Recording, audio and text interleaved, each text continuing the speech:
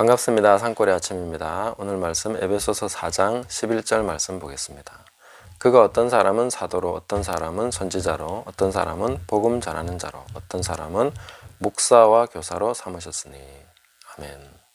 자, 지금 이 시대에 사도나 선지자는 없다라고 생각하거나 혹은 그런 부분에 관심조차 없는 분들이 많죠. 그러나 이것은 굉장히 중요합니다. 성경에 있는 것이 지금도 있느냐, 아니면 성경에는 있는데 지금은 없느냐, 이것을 분명하게 결정하는 문제는 우리 신앙에 지대한 영향을 줄 수밖에 없다는 것이죠. 그럴 수밖에 없는 것이죠. 당연히 그렇습니다. 방언에 대해서도 그렇고 이런 오중직임에 대해서도 그렇고 성경에 있는데 지금은 없다 하는 입장과 성경에 있는 것은 지금도 있다 라는 입장은 우리 신앙생활에 있어서 확연한 차이를 나타낼 수밖에 없다 하는 것을 분명하게 우리가 인지할 수 있겠습니다. 그래서 오늘 이 본문을 통해서 세 가지 관점에서 이 오중직임은 현재도 분명하게 있다 하는 것을 제가 말씀드리겠습니다. 첫 번째는 이 문맥에서 봤을 때 오중직임은 예수님이 승천하신 이후에 세워지는 것이 분명합니다. 물론 승천 이전에도 예수님이 사도들을 세우셨습니다. 그러나 승천 이후에 예수님이 사도를 세운다는 것을 분명히 성경을 통해서 볼 수 있습니다. 사도 바울이 대표적이고 그 다음에 바나바와 실라와 유다와 그 외에 많은 사도들이 그 이후로도 세워집니다. 그럼 선지자나 다른 직분도 마찬가지인 것이죠. 승천 이후에 세워지는 것입니다. 선지자가 예수님 이전까지 끝이다 라고 생각하시는 분들은 이 본문을 다시 보셔야 됩니다. 승천하신 이후에 그가 어떤 사람은 사도로, 어떤 사람은 선지자로 세우신다고 분명히 말씀하셨기 때문에 예수님 이전에 선지자가 있고 그 이유는 없다 이렇게 주장하시는 분은 성경을 다시 보고 그 주장을 바꾸셔야 되겠죠. 두 번째로 우리가 볼 수 있는 것은 이 본문에서 선별적으로 선택을 하면 안 된다는 것입니다. 목사는 지금 인정하고 있고 존재하고 있습니다. 목사라는 것이 어디서 나왔겠습니까? 이 직분의 명칭과 이 직분에 대한 정의가 어디서 나옵니까? 성경에서 나오는 것이죠. 이게 분명히 주님께서 승천하신 이후에 목사와 교사로 삼으신다라고 성경이 기록해주고 있습니다. 그래서 목사가 있는 것이죠. 지금 현재 목사가 있다면 사도와 선지자와 그 외에 다른 직임도 있는 것이죠. 목사는 있는데 사도는 없다. 그 어떻게 성경을 읽는 것입니까? 5가지를 분명히 말씀하셨는데 그 중에 하나만 나 인정하겠어. 왜냐하면 지금 우리는 다 목사라고 부르고 있고 그런 것이 다 정착되어 있으니까 우리는 그냥 이대로 믿을래 라고 있는 것입니까?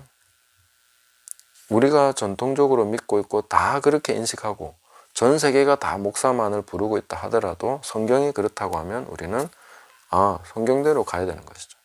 성경대로 가는 것이 바른 것입니다. 저는 성경주의자가 아니라고 했습니다. 성경을 올바르게 해석을 하고 그것이 맞으면 성경을 따라가는 것이 우리가 취해야 될 마땅한 도리가 아니겠습니까? 그래서 오중직임이 분명히 존재할 수밖에 없다. 만약에 사도가 없다면 목사도 없어져야 됩니다. 선지자가 없다면 목사 직분도 없어져야 되는 거죠. 성경에 똑같이 기록되어 있는 동일한 맥락에서 똑같은 한 절에 기록되어 있는 이 본문에서 우리가 어떻게 취사 선택하는 것이 가능하냐 하는 것입니다.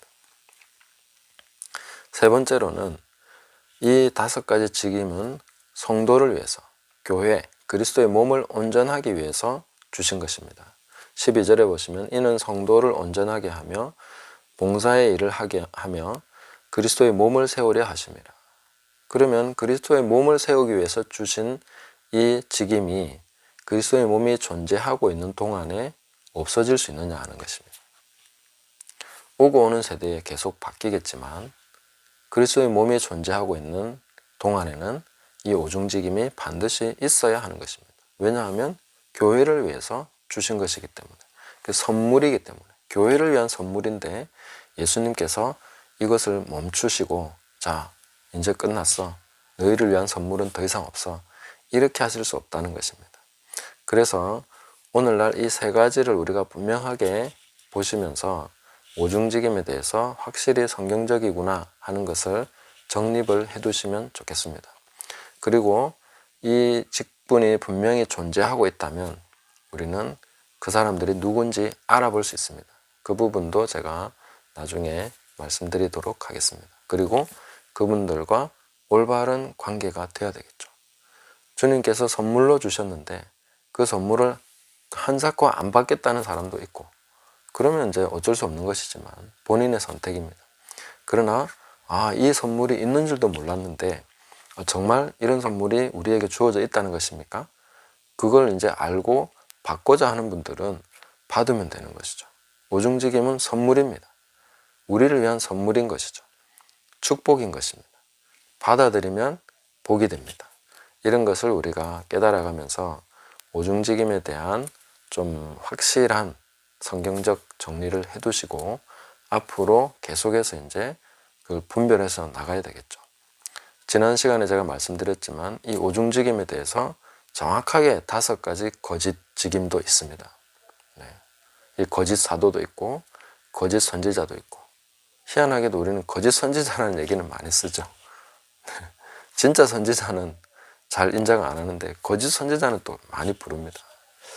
자, 이런 거 우리가 잘 생각을 하시고 우리가 성경적으로 잘 정립을 하셔서 그래야 성경이 또 바르게 보이고 우리 신앙에 아주 지대한 영향을 주는 것이기 때문에 이 부분에 대해서 정확한 그런 정립을 해 두셔서 큰 유익이 있으시길 바라고, 교회를 온전하게 하시고 성도의 몸을 세우게 하시는 이런 사역에 대해서 잘 받으셔서 그렇게 풍성하게 온전하게 올바르게 세워져 가시기를 예수님의 이름으로 축복합니다. 감사합니다.